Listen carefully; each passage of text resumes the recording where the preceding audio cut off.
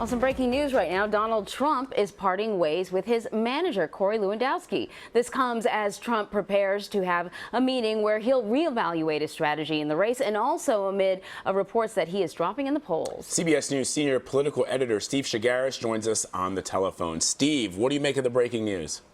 Well, it's not a huge surprise in the sense that there's been a lot of controversy surrounding Lewandowski, and I think the sense that the Trump campaign is a bit listless at this point. He's not doing well in the polls, and basically what happened is the professionals who are in the campaign seem like they've won out here. You've got Republicans who are putting pressure on the campaign for the candidate to be more, quote, presidential or professional or more disciplined. And Lewandowski was the guy in there from the beginning and really wasn't the old political hand that could guide Trump to being that candidate. He was really just sort of flying by the seat of their pants, and it worked for them in the primaries. But now that they're pivoting to the general, they've seen the last 5 or 6 weeks where Trump is really losing ground to Hillary Clinton, an opportunity where he could have tried to really get on offense, and he's really just been sort of playing a lot of defense from a lot of self-inflicted wounds. And it seems like Corey Lewandowski is the loser in this situation in terms of being blamed for all that, and he's out the door. So we had heard reports that his campaign may be outsourcing the campaign essentially to the Republican Party, and I wonder if you see this, when you see this a move like this, are we expecting a more traditional campaign then moving forward? Well, I don't know what's I think this is traditional under these independent. circumstances. I think it's independent of that. The problem with this is that Trump has not built an organization in terms of national organization to run in a general election. It was the type of thing where he ran in the primaries, and as he won states, he pulled people out of those states and then didn't think about him moving forward. And so he's found himself in a situation where he's behind in fundraising because he was self-funding mostly during the primaries. And secondly, he was pulling back that organization because he was paying for it out of his own pocket. And so he found himself as the presumptive nominee early last month without a real national organization. So that, you can blame whoever you want. That really, I think, is mostly because Trump wasn't doing the fundraising to build that kind of organization, less to do with Corey Lewandowski and more to do with just the way that Trump decided to fund his campaign moving up. But now he's found himself in a situation where doesn't have the money, doesn't have the organization, and he's sort of forced to outsource a lot of this to the RNC, which does have both of those. Steve, Mr. Trump has always said that loyalty is most important to him. Can Corey Lewandowski at least get credit for bringing Trump to where he is today, even though he may not have the wheels to get him across the general election finish line? I think the fact that Corey Lewandowski was still in his job as of the morning of June 20th, I think is a testament to what Donald Trump felt Lewandowski brought to the campaign. There's no question that he was given a lot of credit for the attitude and for the success of what happened in the primaries. The problem is the pivot to the general election, and Corey Lewandowski is not an experienced political hand, and I think his advice and guidance was not the direction that the people who have been brought into the campaign to help guide Trump toward the general election feel is necessary right now at this point in the campaign. So I think the reason why he's still here, and after the controversies that Lewandowski went through, I mean, there were a lot of controversies behind the scenes that were reported on in terms of how he interacted with members of the staff, and then, of course, there was the public when he grabbed the reporter in Florida, and so he survived all of that. I think a lot of that was due to Trump really being loyal to him and giving him credit for helping him through the primaries. So do you think this is going to be the beginning of the changing of the guard? Are we going to see more people parting ways with the Trump campaign?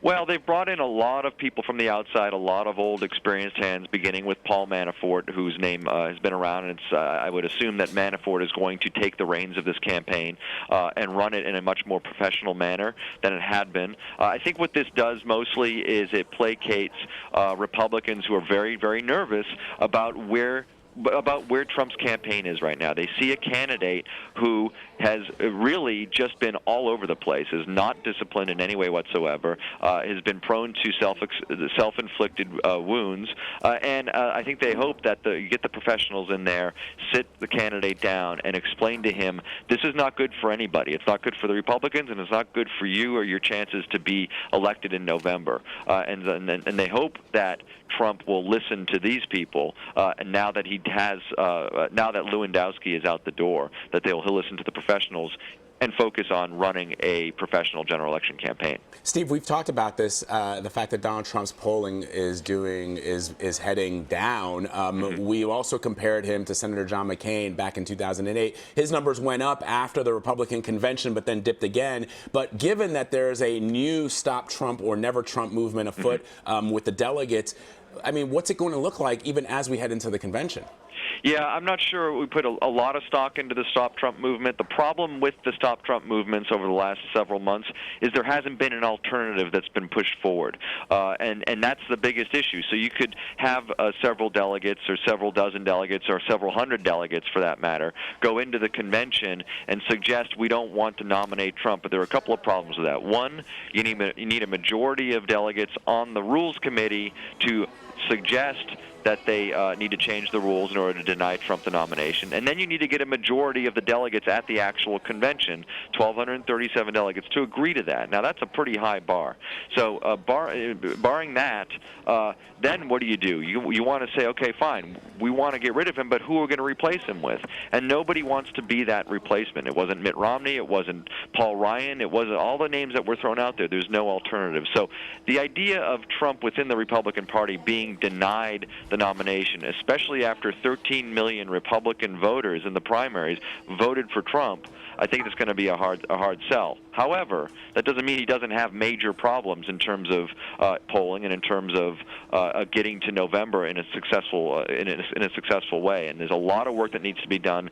I think clearly there was some sort of sense among Trump and people in his campaign that Lewandowski was part of the problem, and getting rid of him helps focus Trump and in a way where he can be more disciplined as a candidate. So let's talk about sort of the campaign cultures, the difference between the organization that Trump has put together versus what the Republican Party might like to see, and whether or not maybe there's a middle ground. Do you think these two campaign cultures can sort of come together? After all, what Trump has put together has been successful for him up until now.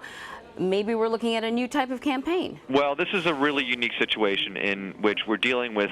This is all about the candidate. This is a candidate that is like we have not seen in a long time, maybe ever. And really, he's driving. He's going to be the one that drives votes against or for him. And so you could have all the organization that you want, but it's going to be enthusiasm that he draws as a candidate that's going to be his ultimate success. We saw that in the primary. He didn't have much of an organization in the primaries, yet people were very enthusiastic, primary after primary, caucus after caucus, to go out there and support Donald Trump. Can he translate that into the general election? And so that's the big question. It's not necessarily about get out the vote and organization in a traditional sense with this candidate. Now, will that be helpful, or would that be helpful? Absolutely. But as we explained earlier, he's not going to be able to build that kind of organization that, say, Hillary Clinton who has been building the kind of organization she has for the last 2 years. He doesn't have that. He can't do it. It's too late. So at this point, it's about creating a candidate that's not going to offend large swaths of the general electorate, and that it's going to get people excited to vote for him. And how do you do that? One way to do it is to hone your message. One way to do that is get the candidate out there and make him a little bit more likable, get his unfavorables down from 70% or 58% or whichever poll you look at, and try to make him a candidate that is palatable to a majority of Americans. And that's really all they have at this point. Now, the other part of this for the Republican Party is they want to make a candidate that's also not going to jeopardize other Republican candidates who are running in tough races around the country. There's the Senate at stake and there's the House at stake. And Republican leaders are very worried that having a candidate at the top of the ticket who is offensive or unfavorable to most Americans is going to be problematic for other candidates. So those are the two things they're trying to fix. Okay, Steve, we want you to stay on the phone, but also joining us on the phone now is Hogan Gidley. He is a CBS and political contributor and Republican strategist. And I want to ask you, what do you make of this news that Lewandowski and the Trump campaign are parting ways? I'm not sure what to make of it yet. It's very odd, and it kind of is embodying what we've all been told about the Trump world. It's a very tight-knit group. They are extremely close and hold things, out of the media eye. They keep things kind of internal.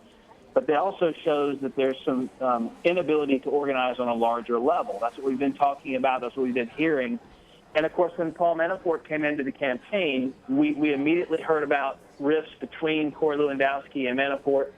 And now it seems to have culminated in a firing. What's interesting here is a lot of times, people, come and go from campaigns, and they'll try to downplay it. But in this particular instance, I would expect to say Corey say, look, we had a good run. I've enjoyed my time, give an obligatory statement and step down. Instead, he was fired from the campaign, which to me signifies a much deeper rift and a much bigger problem than even I thought or I was told by some Trump people. Moving forward, though, I think Steve hit on a lot of good points. I mean, look, there's really no precedent for this. I mean, Reagan fired, I think it was John Sears, back in 1980, but that was before New Hampshire. I mean, we're a month out from the convention here, and as every Republican starting to come to Trump's defense and saying, look, he's going to calm down, he's going to get on message, they're getting a good campaign team in place. Well, it's late for that now, and now we see one of his top guys leave. Now, from everything we've been told, Corey is a great guy. He's a good strategist from New Hampshire, but he has no national campaign experience. And we see that Donald Trump is woefully behind Hillary Clinton in fundraising. Everything he did in the primary was basically centered around rallies. There was no big voter turnout effort. There were no state chairmen. There were no district chairman captains to get people and mobilize people to actually turn out. It's one thing to go to a rally and vote for a guy in a primary. It's quite the other to get huge swaths of people, as Steve put it, out to the polls to vote for you. And they don't have that mechanism right now. I know they're working with the RNC. The RNC has been helping with that effort, as they should. But right now, this is after 5 weeks, 6 weeks, 5 weeks unchallenged by Hillary Clinton while she was embroiled in a primary with Bernie Sanders. Donald Trump missed a window to really begin to shift and change his delivery, but also to start to drive some nails in Hillary's coffin because she is so deeply flawed. And one thing, I'll finish with this, but one thing that is a commodity in a campaign that's a fleeting commodity is time. And he had time 5 weeks, and now we've had a sixth and moving into the seventh, and he hasn't had a good month and a half worth of media. And that's going to be a problem for him. And with no team in place, no media team to kind of press and give information to folks at CBS or anybody for that matter, it shows a discombobulated organization over there, and that's never good heading into the general election. And Steve, that is an interesting point that Hogan is raising here, right? I mean, they're getting rid of Corey Lewandowski, or he's parting ways on his own. It's not clear right now, but is the problem less to do with his campaign manager, his campaign staff, and as Hogan points out, that he's never really gotten a national operation off the ground and running. Even if he decides now to fundraise, he's probably not going to raise as much money as Hillary Clinton. He said himself, Donald Trump has said himself, that he won't spend money on ads because he gets all this free media. So is it the candidate himself that is a bigger problem than the actual campaign manager? Well, as I was alluding to earlier, yes, this is all about Donald Trump, right? This is less about, I think, the mechanism of a campaign and more about the guy at the top of the ticket. And the success or failure of Trump as a candidate is going to be really solely on Donald Trump. So if he has decided at this point that he needs to be a better candidate and he needs to be a more disciplined candidate, and he will be a more disciplined candidate. That's up to him. I mean, he needs to do that. As we've seen to this point, he's gotten advice. It isn't just from Corey Lewandowski. He's brought people into his campaign over the last few months who clearly have given him advice. We've seen him give speeches off a teleprompter. We've seen him at times act more presidential or less boisterous, and it's not been a consistent thing moving forward, right? So, this is, again, all going to be squarely on his shoulders, like it is with any campaign. I mean, I think we put a lot of stock into organization and data and campaigns, but at the end of the day, it really does come down to the candidate. And so if Donald Trump is turning a page here, if this is him, turning over a new leaf and deciding, I'm going to now listen to the professionals who have done this and have been in this game for decades, then we'll see what happens. And we'll all be watching very closely to see if he does do that. Again, I think, Hogan will agree with us. We have been talking about Donald Trump as somebody who is just winging it seems, on a lot of this stuff. And that has worked for him generally, but it also gets him into a lot of trouble. And under the glare of the general election lights, you've got to be almost perfect to go up against a candidate who's going to outraise you, who's going to be running a ton more ads against you, and you've got to take advantage of all this free media that he's getting. He hasn't been taking advantage of that. Just because you get free media, if it's negative free media, that's not going to help you. Hogan, we were talking earlier about whether or not moving forward we might actually see almost dueling campaigns working towards or for the same candidate. The Republican Party trying to go forward with a more traditional national campaign, and then Donald Trump with this campaign that's focused on his personality. Do you think we could almost see that as we move towards the general election? It looks that way now. And look, I'm going to address several things here. One is, yes, I think Steve's right. He definitely needs to hire people and bring people in who know how to run national campaigns and can give him solid advice. But it's less about the hiring as it is, or I guess it's equal, the hiring and the listening to the people you hire. And what's unclear to me right now is within the campaign, I think some of the camps inside the campaign are saying to him, just be you, just be Donald, this is what got you here. And other people are saying, no, be more establishment. Well, he's got to find a happy medium where he can still be Donald Trump and not turn off or suppress the excitement he had generated during the primary. You don't want to suppress that because you need that to win, but you also need to be more presidential, and that's a word and a phrase we've been talking about, it seems like every single primary night on that desk you guys are sitting at now. And for some reason, he'll give us flashes of that, but then he goes back to the flamboyant Donald Trump. He needs to be flamboyant, but he's got to be more focused with that flamboyant and focus it more toward Hillary Clinton, not on judges, not on weird comments, but focus it more on Hillary Clinton, the target here. And as far as the dueling campaigns are concerned, it is very obvious that the RNC, I believe, is concerned about down-ticket races. There's no question about that. I think the Senate, the House, you're seeing the actual candidates themselves. Donald Trump was in several states with Republican governors. All of them went to the private fundraisers, but none of them were seen with him in public. That tells you kind of all you need to know. But it should be noted, and I think Steve probably has the numbers, but polling suggested early on that these Republican senators weren't in great shape anyway, okay? And this is something else we've all been talking about, and that is, regardless of Trump, whether Trump was at the top of the ticket or not, they weren't doing all that well as far as conservatism is concerned. I mean, these guys were in the minority and then got the majority and vote with Barack Obama now more that they're in the majority than they did when they were in the minority. And when they do vote more, we still have the things that Republicans abhor. We still have Obamacare. We still have Syrian refugee relocation. We still have executive amnesty. We've got all the things we hate. We still fund Planned Parenthood, all these things. So the question becomes, you can use Donald Trump as a scapegoat, but they've got their own issues in their own states, and their own personas aren't good either.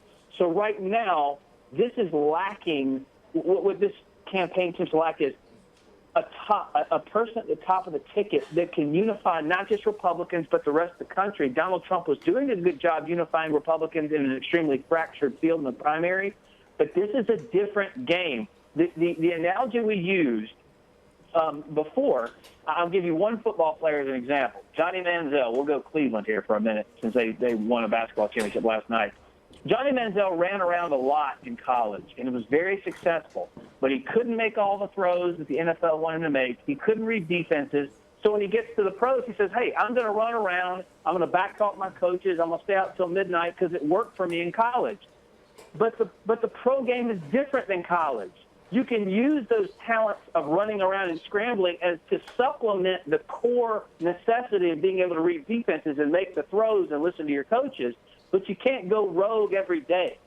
This playing field Donald Trump is in is now a general election. It's not a primary anymore. And I've often likened it to Santorum when I worked for him in 2012 when we finished second. when we catapulted to the top of the pack, Rick and I would have these conversations all the time, and he would say, look, this is what got me here. I'm going to keep doing this. And I'm like, no, but now you're here. So now you get to change things up a little bit. Let's try and do it this way, because keep what got you here, but supplement, add some parts that will make you more palatable to a larger swath of people. And it was more of the dogma, no, this is what got me here, this is what I'm sticking with. If Donald Trump continues down that road, I think it's going to be extremely difficult for him to be successful in November. All right, CBS News senior political editor Steve Chaggaris and CBSN political contributor Hogan Gidley, thanks to you both.